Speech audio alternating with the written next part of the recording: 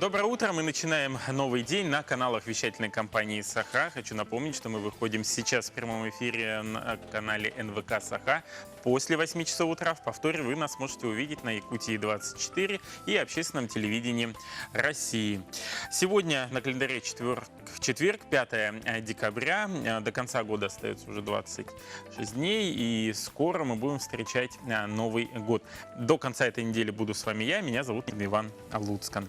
Что касается дня сегодняшнего, то ООН объявила его Международным днем добровольцев во имя экономического и социального развития. А в России тоже отмечается День добровольца или волонтера. Это абсолютно тождественные понятия, синонимы между собой. И действительно, труд волонтера, он очень значим, потому что это люди, которые отдают свое время, свои силы для того, чтобы безвозмездно помочь ближнему, попавшему в трудную жизненную ситуацию, или помочь тем же самым животным. Кстати, сегодня проходит форум «Тепло Севера», как раз связано с помощью нашим домашним животным. Кроме этого, сегодня День воинской славы в России. Это день начала контрнаступления советских войск против немецко-фашистских войск в битве за Москву. А по народному календарю сегодня день Прокопа.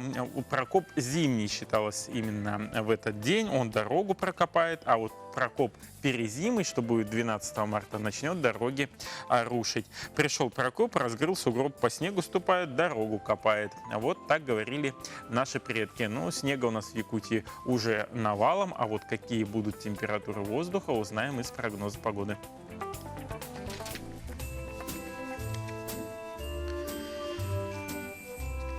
Сегодня, по данным Якутского управления по гидрометеорологии и мониторингу окружающей среды, в центральных Улусах утром минус 32, минус 42, днем минус 32, минус 31, в Заречье минус 35, минус 46, днем минус 33, минус 39, на юге минус 34, 24, минус 38, минус 22, минус 30 будет днем, в Вилюйских Улусах минус 22, минус 36 утром, днем минус 23, минус 37, в Нижнеленских минус 39 градусов утром, днем минус 36, минус 46. Теплее всего на западе республики. Там утром минус 19, минус 27, днем минус 17, минус 20. В Колымо-Индигирских Улусах утром минус 22, минус 49, днем минус 15, минус 39. В Янских минус 42, минус 48 утром, днем минус 27, минус 42. На северо-западе утром минус 36, минус 45, днем минус 30, минус 44 градуса. В Якутске в 6 утра температура воздуха составила минус 40 градусов, атмосферное давление 761 миллиметр ртутного столба, ветер переменный, дует со скоростью 1,4 метра в секунду. Днем же ожидается температура воздуха на отметке минус 35, минус 37 градусов. Да, под замечательный такой аккорд мы продолжаем. В Финляндии любителей купаться в холодной воде называют, оказывается, тюленями. А в России их называют моржами. Или, в США, кстати, и в Канаде называют белыми медведями. Чтобы показать силу воли, а также пропагандировать здоровый образ жизни, якутские моржи до сих пор купаются в ледяной проруби. Такое зимнее времяпрепровождение закаляет не только физически, но и морально. И буквально вот в рамках фестиваля «Зима начинается с Якутии», как раз моржи там делали заплыв вместе с иностранцами. Подробности в следующем сюжете. Что делать, когда на улице мороз 36 градусов, а желания сидеть дома нет? В поисках острых ощущений наши некоторые экстремалы шокируют всех купанием в ледяной воде, но не ради забавы, а для здоровья. Житель Якутска Николай Сафронеев не перестает всех удивлять, ведь каждое утро он встречает, обливаясь холодной водой, бегая по снегу и ныряя в прорубь. Он уже более 30 лет занимается моржеванием, ведь целебные закаливающие свойства холодной воды известны с незапамятных времен. Вода ниже 11 градусов, она целебная, и чем холоднее, тем здоровее человек становится. Поэтому, когда человек входит в холодную воду и оттуда выходит, адреналин, внутренний жар выходит из организма, и вот это как раз и иммунная система вырабатывается, иммунная система защищает. Призываем тоже оздоравливать свое тело. Это здоровье, это сила духа, это много-много еще чего. Это тайна, потом узнаете. Купание или даже плавание в ледяной воде – исторически сложившийся и в меру популярный метод зимнего времяпрепровождения. Как говорится, в здоровом теле здоровый дух. Отрадно, что в такие холода у нашего героя есть последователи, которые с удовольствием разделяют увлечение своего наставника. Но я как врач скажу, что моржевание дает крепость духа, здоровье, усиливает энергообмен, повышает иммунитет. Также после моржевания, после как выходите из проруби, идет выброс эндорфинов. Это один из гормонов счастья, поэтому после моржевания у нас такое радостное состояние. Хочется жить, как говорится. Поэтому я не говорю, что это для всех подходит. Есть там противопоказания, показания, поэтому перед тем, как идти в прорубь, нужно пойти к консультации к терапевту.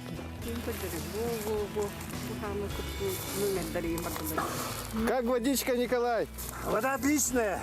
Закаливание организма холодом позволяет человеку лучше переносить изменения погоды, сопротивляться простудам и гриппу, сохранять бодрость и хорошее настроение. Пожалуй, самое главное правило – никакого героизма без подготовки. Чтобы улучшить здоровье, не надо бросаться в прорубь раз в год.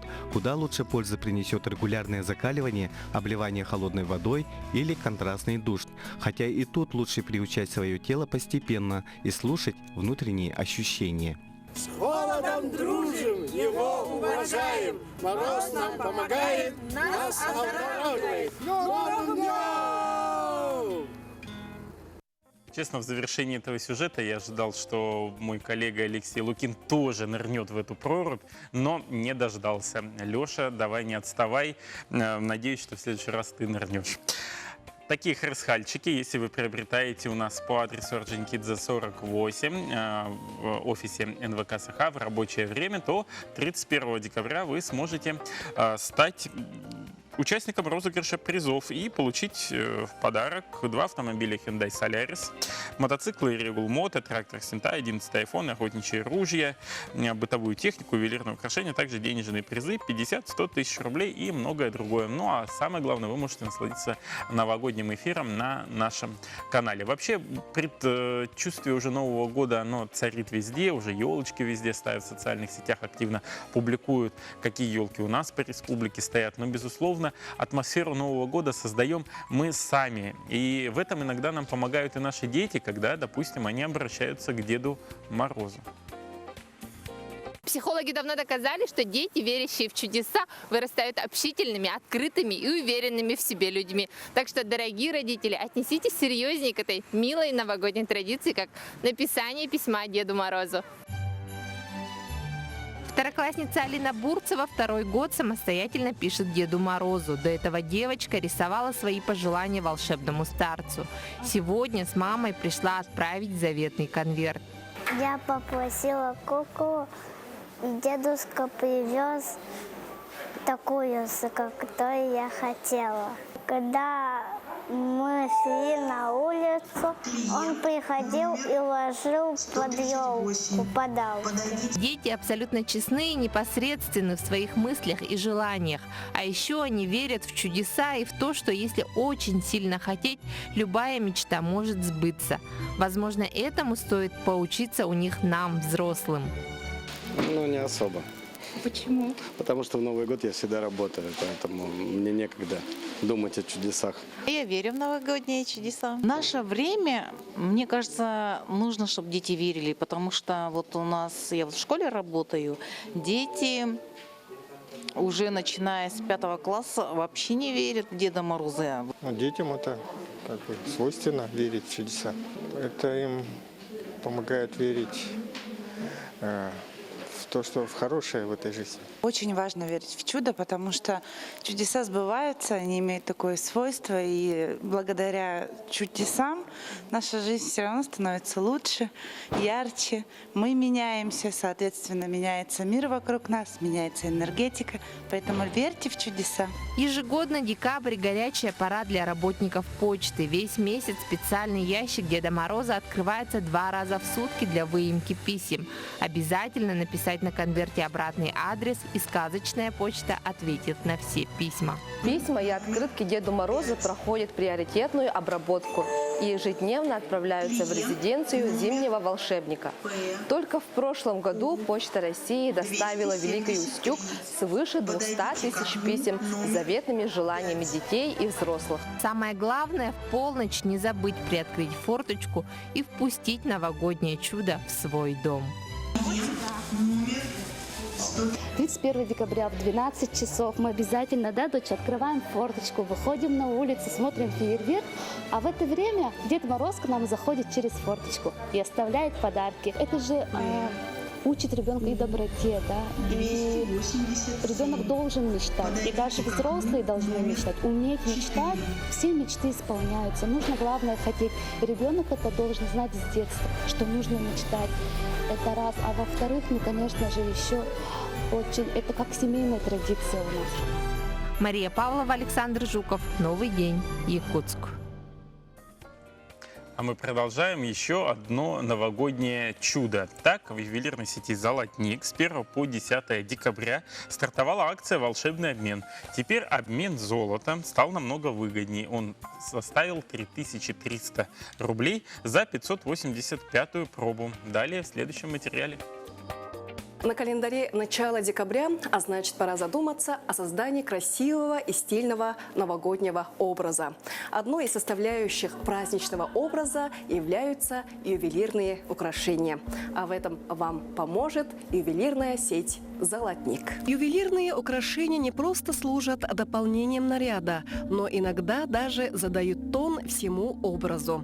Но в наше время потратить деньги на золотые изделия может не каждый. Зато у каждого есть старые, немодные или поломанные ювелирные украшения. Ювелирная сеть «Золотник» исполняет мечты и превратит ваши старые золотые украшения в новые. Услуга обмена старых золотых украшений на новые у нас производится на постоянной основе. Но именно сейчас, с 1 по 10 декабря, у нас действует повышенный прейскурант оценки за грамм. Для этого вам надо принести свои старые золотые украшения, паспорт, и ваш возраст должен быть старше 18 лет. Артистка, вокалистка, хомусист, импровизатор Василена Шарина давно думала обменять свои старые изделия на новые. Перед Новым годом девушка решила воспользоваться акцией ювелирной сети «Золотник». Я столкнулась с тем, что у меня есть старые украшения, и я не знала, что с ними делать. Как раз в «Золотнике» есть такая акция – обмен старого украшения на новое. Так как я творческий человек, люблю обновлять свои украшения, и как раз к Новому году я решила воспользоваться этой акцией. Теперь обмен золота стал намного выгоднее – 3300 рублей за 585-ю пробу. Так вы можете без ущерба для кошелька получить абсолютно новое ювелирное украшение, обменяв свое старое золото. Сам процесс оформления займет немного времени. А самая приятная задача ваша будет заключаться в выборе нового украшения среди множества модных новинок и благородной классики. Добро пожаловать в наши ювелирные салоны «Золотник». Примите участие в акции «Волшебный обмен» и выберите модные и оригинальные ювелирные украшения из серебра и золота. Ведь сейчас в ювелирной сети «Золотник» новое поступление, а значит большой выбор ювелирных украшений. Наталья Колесова, Александр Жуков. Новый день. А мы продолжаем. Программа «Земский доктор», которая уже не первый год работает в Якутии, помогла распределить врачей в арктическую зону районов и, допустим, в отдаленные населенные пункты. При этом врач получает 1 миллион рублей и 5 лет должен отработать непосредственно в том селе или малом населенном пункте, куда он был распределен. На следующий год программа расширяет свои возможности. Во-первых, сумма уже будет не 1 миллион, а 2 миллиона рублей. И, во-вторых, сняты все возрастные ограничения для участников данной программы. Поэтому любой желающий может с ней принять участие. Понятно, что сейчас приоритетно будет оставаться Арктика, и туда в первую очередь Министерство здравоохранения будет подыскивать врачей, поэтому не теряйте свою возможность. Если вы хотите оказывать медицинскую помощь, при этом получить достаточно приличную сумму, отправляйтесь в Арктику. Подробности в нашем следующем сюжете. Программа государственной поддержки «Земский доктор» разработана правительством в 2012 году и направлена на привлечение молодых специалистов для развития и модернизации здравоохранения в небольших городах и селах с населением до 50 тысяч человек. На данный момент программой охвачены все регионы. В 2011 году окончила Республиканский медицинский колледж города Кызыла, Республики Тыва. И по объявлению однажды увидела объявление, что в поселке Тикси требуется фельдшера по земской программе, и решила поехать. И вот, работаю в Булунской центральной районной больнице, отделение скорой медицинской помощи, 6-й месяц старшим фельдшером. От руководства больницы получаем всю возможную поддержку, чем я очень довольна. И не жалею, что решила приехать сюда. Субсидия в 1 миллион врачам и 500 тысяч фельдшерам предоставляется по программе «Земский доктор». В результате реализации данной программы в районах республики вырос уровень обеспеченности врачами. Приехал я в декабре 2018 году. Приехал я из северного города Норильска. Там я проработал 2,5 года врачом ультразвуковой диагностики. В Белую гору я приехал по программе «Земского доктора». Работается очень хорошо, люди очень приветственные, приняли очень хорошо. По приезду обеспечили полноценным жильем, благоустроенная квартира, кабинет оснащен, есть аппараты ультразвуковой диагностики, рентген-аппарат. Программа выполнена земского доктора. Вот можно спокойно работать. Выплата предполагалась быть целевой, которая может быть потрачена на приобретение жилья, дома или квартиры, покупку земельного участка для строительства дома, постройку жилого помещения. Дом у нас двухэтажный, полностью с бруса, 6×8. Это сначала 6×8 было, потом на следующий год, в 2013 году, добавили 4×4 кухню. И тот же год построили гараж на две машины, 2 бокса. И постепенно уже начали по-современному сделали благоустройство. По факту за расходованием средств контроль не установлен, ведь предполагается, что работая в сельской местности в течение 5 лет, так или иначе средства будут потрачены на проживание. Я думаю, что единовременная выплата в размере 500 тысяч рублей недостаточно, так как поселок очень труднодоступный, цены очень дорогие и к метеоусловиям трудно адаптироваться. А в центральных районах Якутии мои коллеги получают ту же сумму, а там все доступно. Всего за период с 2012 по 2018 года по федеральной программе «Земский доктор» привлечено на работу по республике более 700 медработников. В этом году планируется переселить в сельскую местность 119 врачей, 27 фельдшеров. На сегодняшний день заключено 57 договоров. Также в текущем году Владимир Путин при обращении к Федеральному собранию предложил снять возрастные ограничения в 50 лет для работников здравоохранения при переезде в сельскую местность. Алексей Лукин, Екатерина Соломова, Нургияна Романова, Иннокентий Кривошапкин, Тикси, Белая гора, Намцы, Якутск. Вот сейчас некоторые скажут, вот так как Иван врач, все о медицине, да, о медицине. Следующий сюжет тоже будет о медицине. Мало того, что у нас потом еще и гости будут связаны с медициной, но по разным отраслям. Вот когда мы учились в медицинском институте, нам один из преподавателей рассказывал, как раньше, в 17 веке, в 16 брали анализы. Вот, допустим, чтобы определить уровень сахара в моче, приходилось доктору, значит, брать вот у пациента анализ и пробовать самому это на вкус. И вот определять, есть сахар там или нет сахара, кислое или не кислое. Благо сейчас медицина уже дошла до такого уровня, что врачам не приходится самим анализы пробовать на вкус. Сейчас главное подготовиться к ним правильно. Как это сделать в нашем следующем сюжете. Подготовка к сдаче анализов. Пациенты должны иметь на руках направление на анализ, выписанный врачом. Забор крови проводится натощак. Это означает, что промежуток между последним приемом пищи и взятием крови должны составлять 8 часов. Кровь забирается из локтевой вены в вакуумную пробирку с крышкой. Общий анализ мочи собирается утренняя моча, средние порции. Первую струю опускаем в унитаз, средний писаем в банку и дальше в унитаз. Перед тем, как сходить в туалет, надо сделать туалет наружных половых органов. Так, правила сбора кала для анализа. Перед сбором кала проводятся гигиенические процедуры.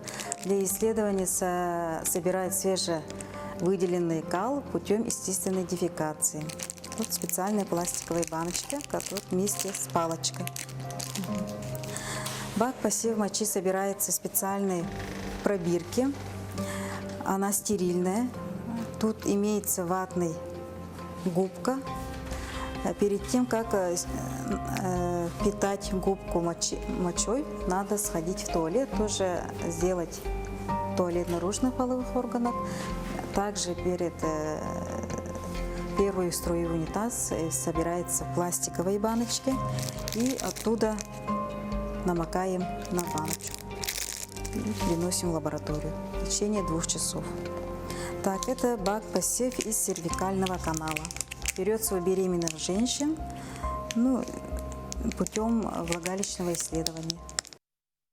А мы продолжаем медицинскую тему. В республике активно работает Ассоциация средних медицинских работников. Не первый год уже, и несмотря на территориальную удаленность в целом от системы возможного здравоохранения России, наши средние медицинские работники показывают просто класс и активно принимают участие в различных мероприятиях уже Российской ассоциации средних медицинских работников. У нас сегодня в студии гости Мордосова Ирина Семеновна, главный специалист по сестринскому делу РБ-1 Национальный центр медицины. Она также является председателем по сестринской практике Ассоциации средних медицинских работников и еще председателем аккредитационной комиссии Минздрава по Республике Саха-Якутия. Доброе утро, Ирина Семеновна. И Осипова Любовь Константиновна, фельдшер станции скорой медицинской помощи города Якутска, председатель секции «Лечебное дело» Ассоциации средних медицинских работников. Доброе утро. Доброе утро. Ну, наверное, первый вопрос, Ирина Семеновна, вам. К чему подошла ассоциация? Какие-то, возможно, есть уже достижения за последнее время? Может быть, какие-то планы уже наметили? Спасибо за вопрос. Правление Ассоциации средних медицинских работников Республики Саха-Якутия совместно с Минздравом Республики Саха-Якутия по утвержденному плану проводит ряд мероприятий. И я хотела здесь остановиться по мероприятиям, которые мы проводим в центральных районных больницах. Мы выезжаем в Улусы. В этом году мы были в Верхневилюйске, проводили конференцию для Вилюйской группы районов. Также мы проводили для заречных улусов.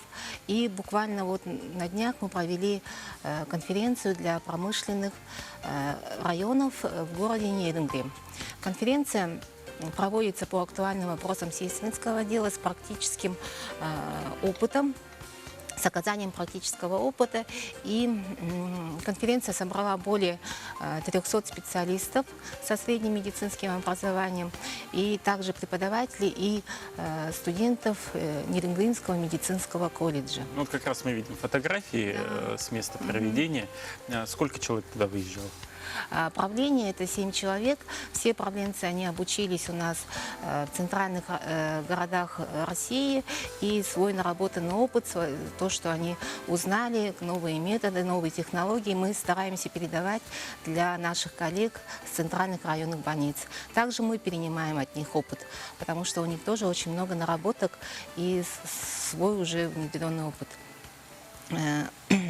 На конференции с нами работали руководители Центральной районной больницы.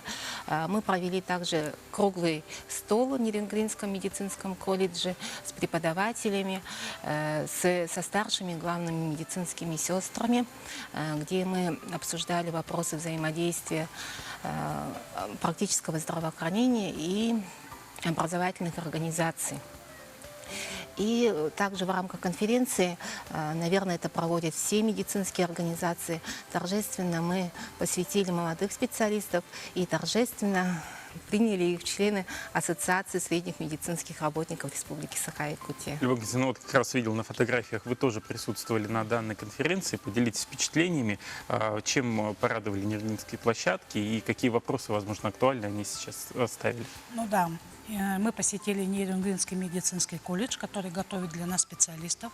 Конечно, очень... Вот они в 2018 году выиграли большой очень грант и закупили большое количество муляжей, тренажеров, передвижной ФАП. И прямо у них есть еще, ну, как бы, тренажерная карета скорой медицинской помощи, в которой можно оказывать всевозможную помощь в дороге или что-то необходимое нашим пациентам. Очень интересная, очень и директор Ирина Ивановна Адамова, очень такая организованная, устремленная женщина, поэтому колледж, конечно, на уровне стоит. И студентам там очень хорошо учиться, потому что они могут обучаться на этих тренажерах. По каждой специальности есть специальные тренажеры, на которых они могут. Допустим, они приобрели вот передвижной ФАП. Ну, вообще, конечно, там сейчас вот специалистам работает днем. Также муляжи есть, которые можно звуковые и световые сигналы подает, на которых можно аускультативно прослушать любой, задать определенную тему, допустим, да, пневмонию какую-то, и прослушать на этом. Также ЭКГ у них есть тренажер, тоже задать, допустим, какую-то пароксизмальную тахикардию или что-то, аритмию какую-то, и все это выучить. Это для студентов, конечно, очень большая помощь, которые придут к нам специалисты, они будут уметь.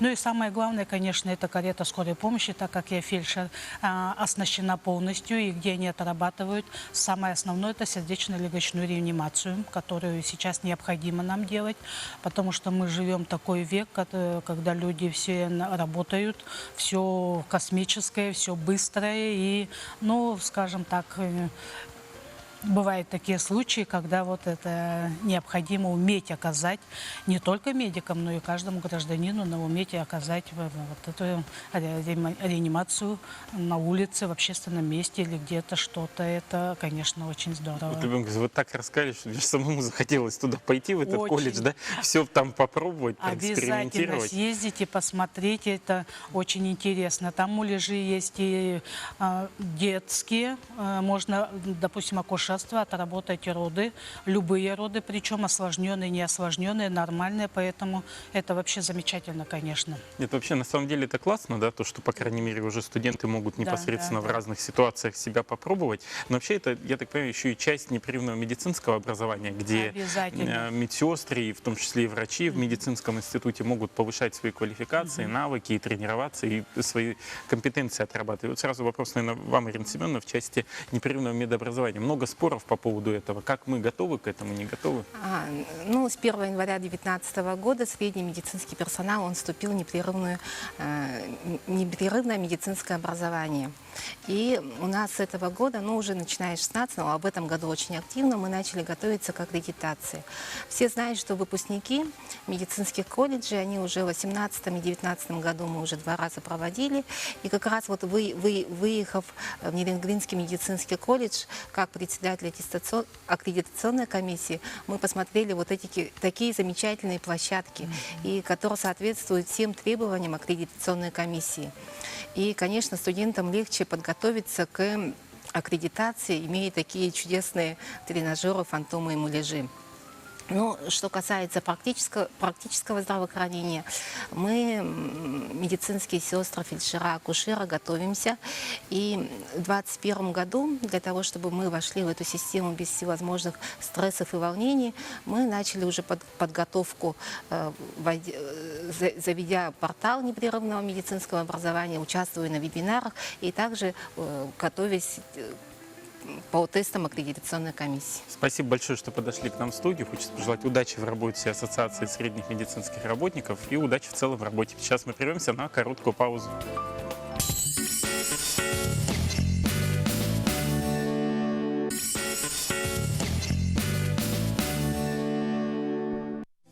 Доброе утро, мы продолжаем наш эфир. Я напоминаю, что вы смотрите НВК Саха в прямом эфире. Это программа «Новый день». Также повтор нашей программы после 8 часов вы можете смотреть на канале Якутия-24 и общественном телевидении России. В студии для вас работает Иван Луцкан. Сегодня четверг, 5 декабря. И пришло время новостей. Слово информационной службе нашего канала.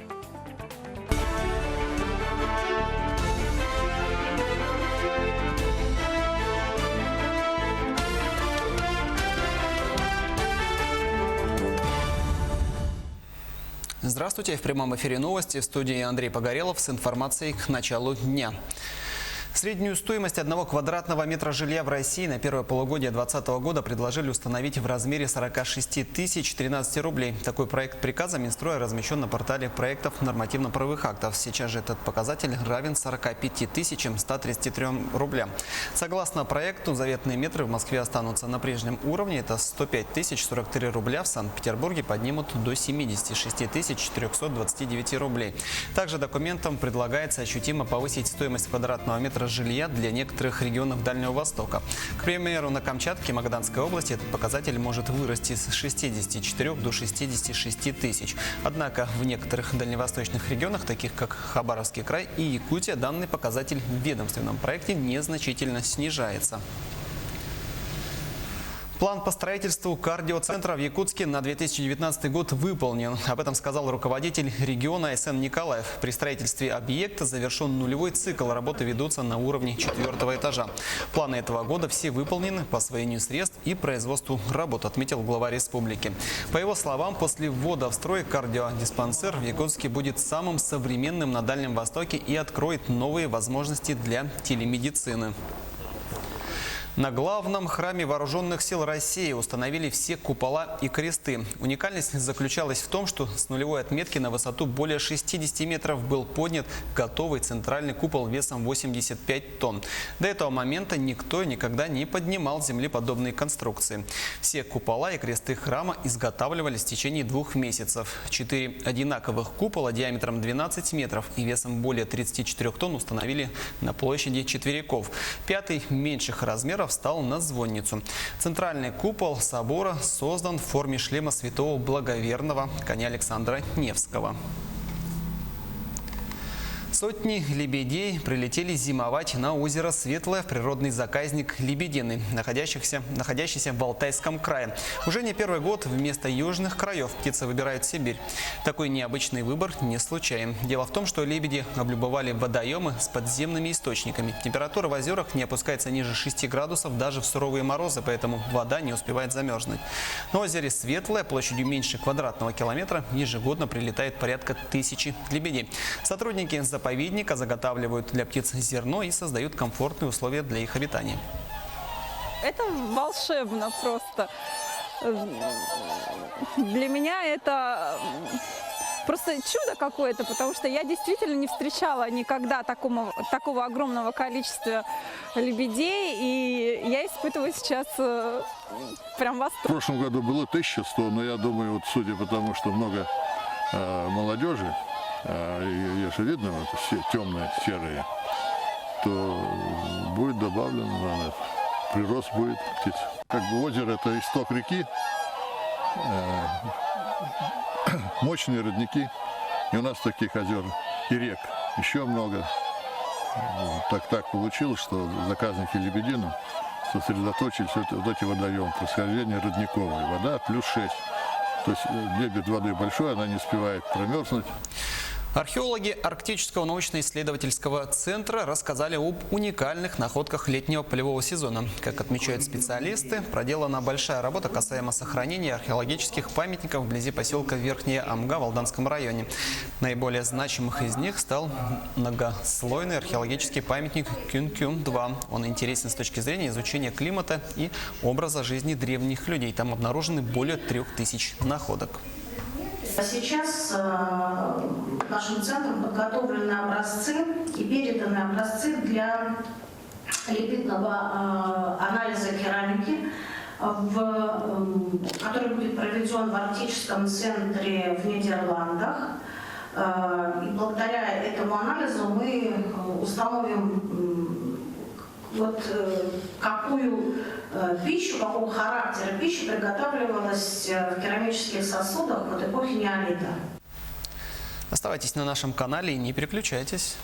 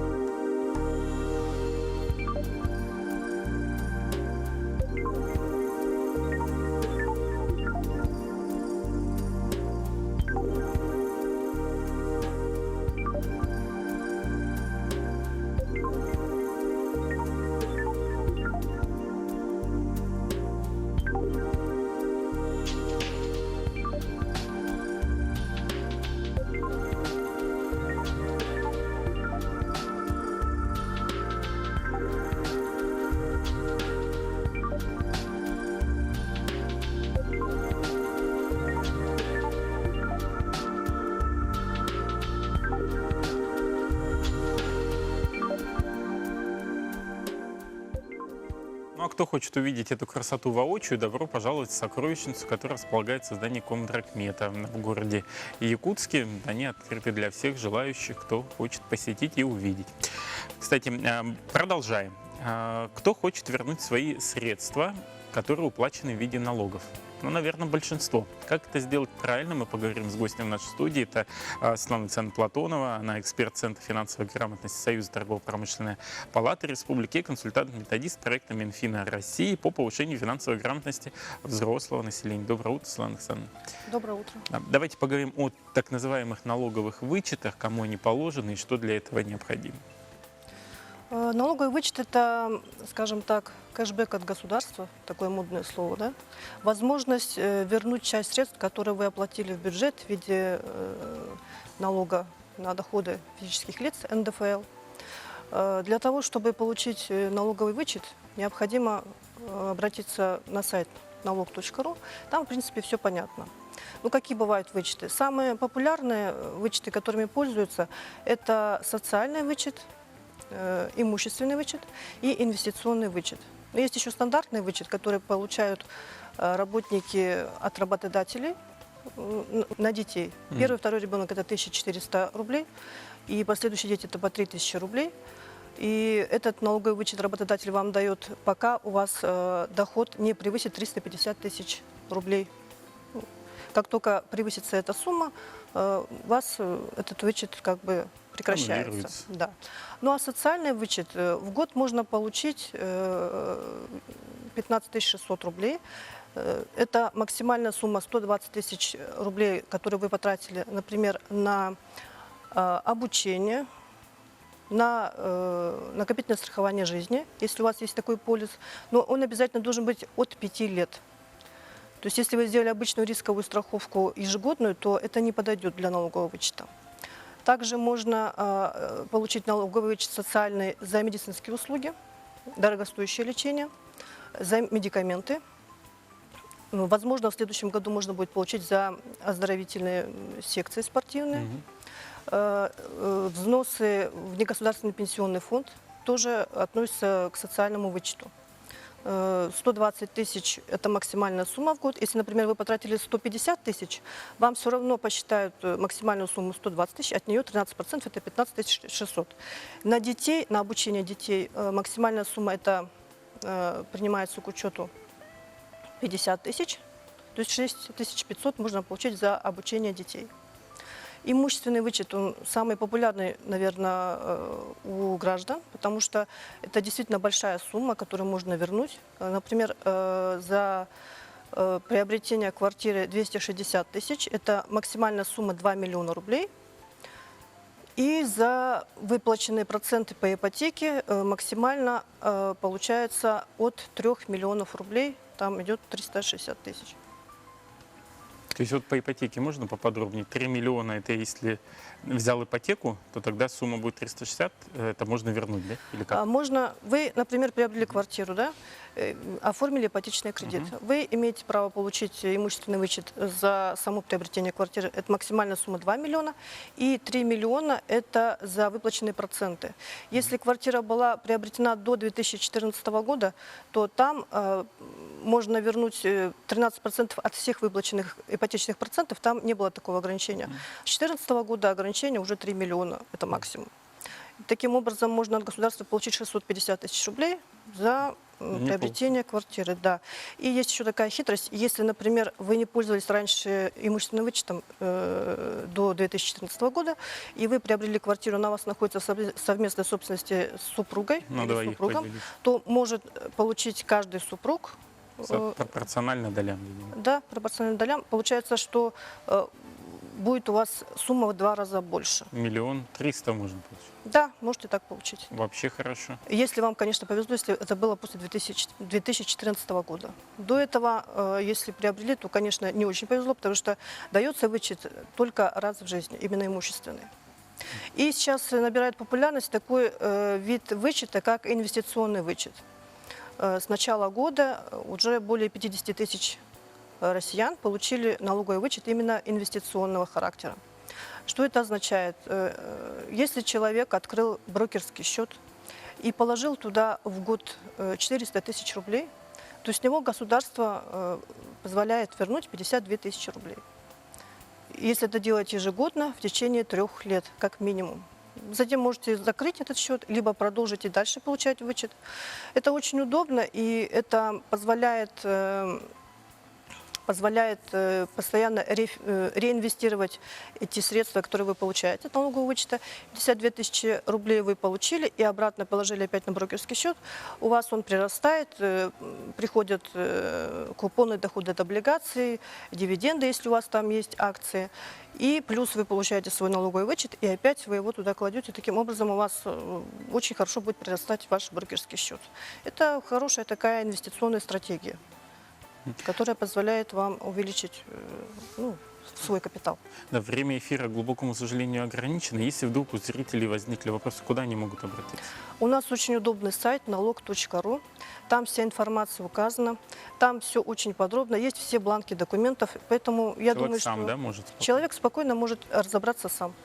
Спасибо большое, Светлана Александровна, что подошли к нам в студию. Для тех, кто упустил возможность услышать, каким образом можно вернуть свои законные средства, уплаченные в виде налогов, смотрите нас на канале YouTube, повторили на канале Якутия 24 после 8 утра. А пока пауза на нашем канале.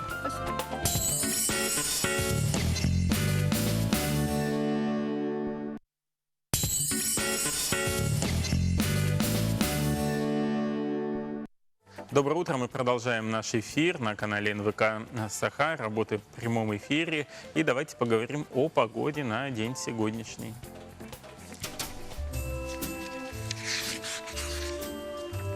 Сегодня, по данным Якутского управления по гидрометеорологии и мониторингу окружающей среды, в центральных улусах днем минус 32, минус 31, в Заречье минус 33, минус 39, на юге республики минус 22, минус 30, в Вилюйских улусах минус 23, минус 37 днем ожидается, в Нижнеленских минус 36, минус 46, на западе республики минус 17, минус 20, в Колымо-Индигирской группе улусов минус 15, минус 39, в Янских улусах минус 27, минус 42, на северо-западе республики минус 30, минус 44 градуса. В Якутске в 6 утра температура воздуха была минус 40 градусов, атмосферное давление 761 миллиметр ртутного столба, ветер переменный 1,4 метра в секунду, ну а днем ожидается такая уже суровая погода, минус 35, минус 37 градусов. Давайте продолжим наш эфир с вакансиями, которые предлагает Центр занятости населения города Якутска. Требуется начальник отдела логистики, профильное высшее образование, опыт работы от 1 года, обязательный предварительный медосмотр, зарплата от 40 тысяч рублей. Требуется продавец-консультант без вредных привычек, зарплата от 27 тысяч рублей.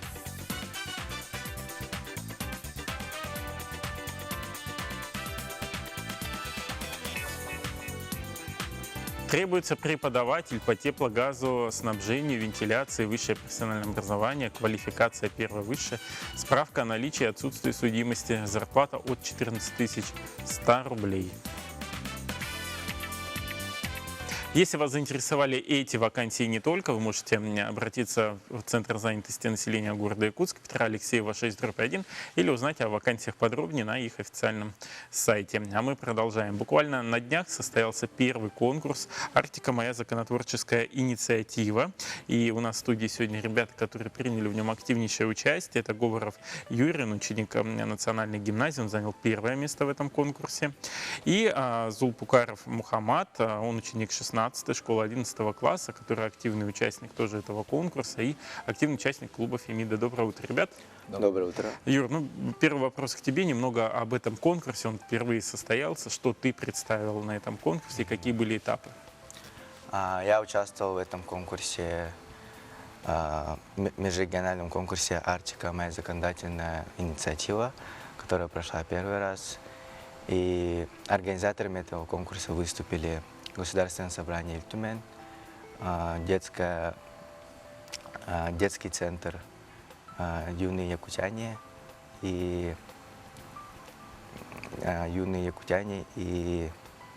И клуб Фемида, видимо. И клуб Фемида.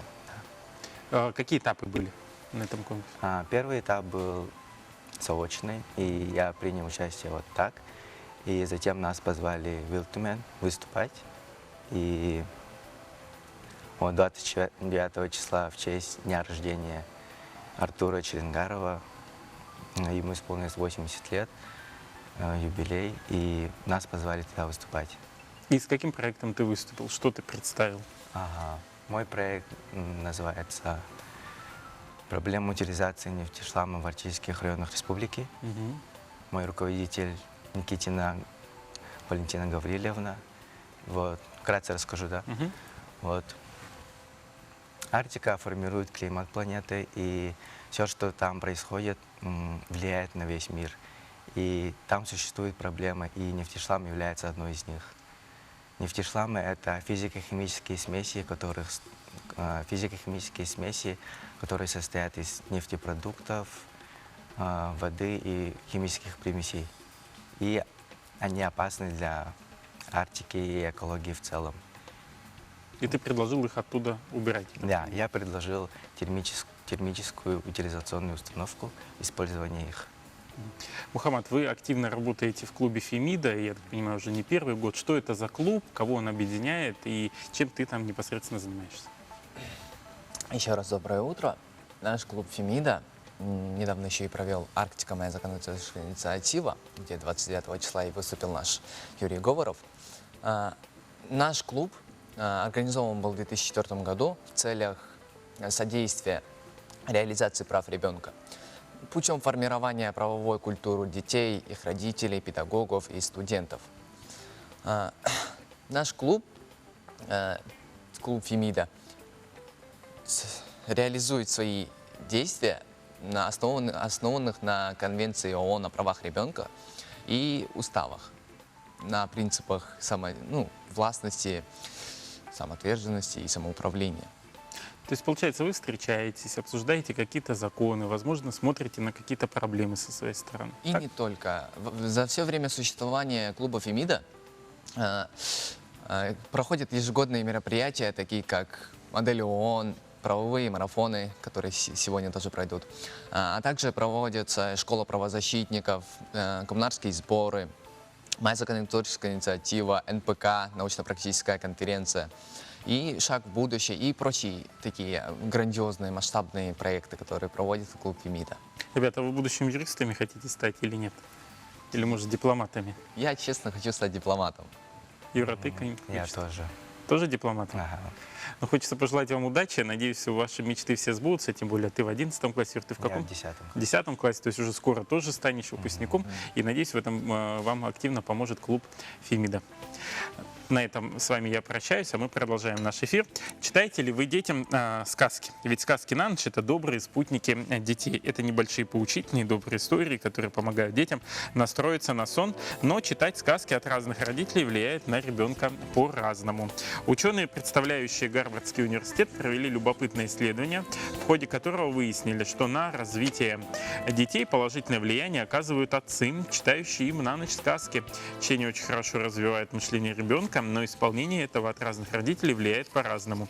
Специалисты заявили, что сказки от папы влияют на ребенка намного эффективнее. Следует подчеркнуть, что больше пользы от этого получают девочки. По мнению исследователей, читать книги малышам нужно с самого рождения. Сказки позволяют детям обогатить лексикон, помогают им чувствовать себя спокойно, в полной безопасности. Кроме того, чтение сказок может повлиять на способность ребенка к обучению в дальнейшем.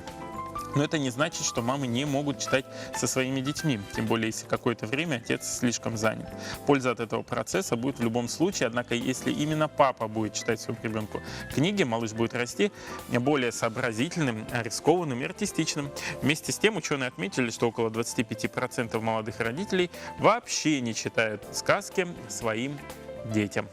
Вот такая полезная информация. Ну, вот я лично стараюсь читать сказки своему сыну, ему это нравится. Мы продолжаем наш эфир. У нас в студии спортсмены. Один из них у нас постоянный гость. Это Дамдидорж Гамбадорж, тренер по дзюдо. Буквально 2 недели назад мы с ним встречались. И Карина Ефремова, воспитанница училища Олимпийского резерва имени Дмитриева. Она стала победительницей России, 1-е место в категории до 52 килограмм. Доброе утро. Доброе утро. Карин, расскажи, как приходилось участвовать, где проходили соревнования и кто были соперники? Ну, соревнования проходили в городе Дмитриеве. И, получается, в этом городе я, можно сказать, тренируюсь. И, да, и я была очень довольна результатом, что добилась своей цели. То есть 3 раза уже участвовала, да, Да. в первенстве России? Именно вот по этому возрасту она 3-й раз у нас принимала участие. До этого у нее 2 года назад, получается, 5-е место было. В прошлом году только 1 круг, и вот в этом году сразу на высшую ступеньку Да, вот перестала. такой замечательный кубок. А где медаль? Или медали не дают, сейчас кубки Не, дают? медаль есть, но она, видимо, в кармане, да? Карина постеснялась. Ты уже давно занимаешься дзюдо? 9-й год. 9 лет уже. Ты сейчас где учишься? В училище Олимпийского Только резерва. училище, да, основное место учебы. Какие-то вообще, может быть, планы уже ставишь перед собой? Ну, сейчас ближайшая цель хорошо отбороться на Кубке Европы. Когда состоится это уже соревнование? С февраля месяца. У нас просто такой порядок отбора, что, допустим, первенство России не все решает. Это только определяется 5 человек, которые становятся основными, да, в сборной команде. И начинается 3-4 этапа Кубка Европы, которые потом по итогам этих выступлений определяется состав на первенство Европы. Поэтому отбор у нас будет очень суровый. Да. Вообще, вот перед вашими, получается, того, кем вы тренируете, какие вы задачи в первую очередь ставите? Сразу вот завоевать медаль? С чего начинается? В первую очередь надо стать человеком, а потом уже дальше, как сказать, уже становиться сильным спортсменом. Потому что у нас же как вот вид спорта, он восточный, поэтому со своей философией. И здесь нужно, конечно, подойти в первую очередь так, чтобы спортсмен понимал, для чего это он делает, зачем он завоевывает эту медаль. Потому что молодое поколение подрастающее, они же все потом равняются на этих чемпионов, так сказать. Вот, поэтому задача такая, чтобы они мысленно понимали, для чего они это все делают. А потом уже спортивно. Встречалась ли Карина со своими какими-то принципиальными соперниками на этом соревновании? Кому, допустим, в прошлом году проигрывала или на каких-то до этого схватках? Было? Да, я встречалась с одной девочкой. Нет, с 2. Про Жукову, да? Про Шаламову. Ну да, получается, Шаламова, она с Тюмени же была, да? Да, с Тюмени. И она до этого... Но мы еще и в Тюмени боролись, и нас немножко присудили, то есть подсудили не в пользу нас. И сейчас как раз... Ну там был турнир подготовительный, а сейчас первенство России, и сразу решающая схватка такая. Одна из решающих была, и мы как бы взяли реванш. А в финале у нее была с Жуковой, Ангелина Жукова, это прошлогодняя призерка России, тоже такая титулованная. В этом году на спартакиаде школьников она была финалисткой. Тоже принципиальная схватка. Тем более она сказала, что в Дмитриеве тренируется, потому что мы сейчас выступаем параллельным зачетом. Город Дмитриев и Якутия, да, Московская. Там Московская область, есть Республика Саха-Якутия. И получается, там как бы мы выступали как в родных стенах. И надо было как бы в грязь не удариться лицом. Поэтому она получилась, и только из города Дмитриева единственная медалистка, еще и победительница сразу. Поэтому проводившая сторона была тоже довольна, что вот спортсменка. Дамидош, раскрой секрет, что нужно сделать, чтобы воспитать чемпиона? Может, начать надо в каком-то определенном возрасте? Секрета как такового нет, надо только трудиться, и все. Я изначально поехал вот на стажировку в Японию, посмотрел, как это все. И я сам с такими же мыслями, как вы сейчас сказали, секрета-то нет, надо только много трудиться. Хочется пожелать вам успехов в этом труде, чтобы на первенстве Европы тоже занял определенное место, пьедестал почета, и желательно, чтобы оно было первое. Удачи тебе, Кирилл. Спасибо. На этом я с вами прощаюсь. После короткой паузы эфир продолжат мои коллеги Айта и Петя. Пока-пока.